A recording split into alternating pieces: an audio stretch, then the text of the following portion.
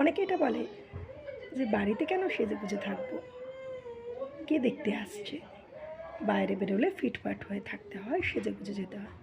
তো তাদেরকে একটা জিনিস বলি, এই নিয়মটা কে বানিয়েছে? হুম? প্রথম কথা, বাইরে সেজে যেতে হয় কাকে দেখাতে? অন্যের বরকে, অন্যের ছেলেকে, অন্য পুরুষদের, কাকে?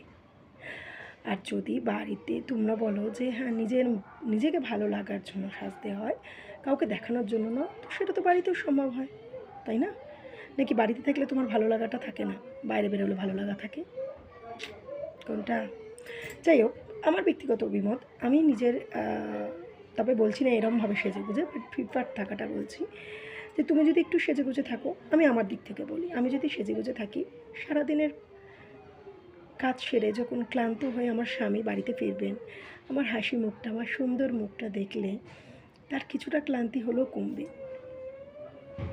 আর সবথেকে বড় কথা, সধবা যতক্ষণ আছি আমাদের অধিকার শৃঙ্গার করাটা তাদের কাছে জানতে চাও যারা বৈধব্য জীবন কাটাচ্ছে, যারা চাইলেও সমাজের কটাক্ষ এড়িয়ে সাজতে পারে না।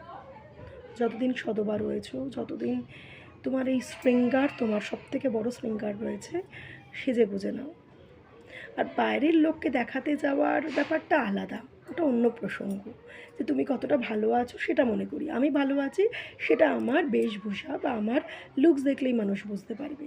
কিন্তু আবার ঘরের মানুষটা যে দিনের শেষে সে আমার হাসি মুখ দেখতে চাইবে, তখন যদি তুমি ওই চাকরানির মতন ঘরে বসে থাকো, তোমার মুখের এক্সপ্রেশন দেখলে ওর আরও বিরক্ত লাগবে।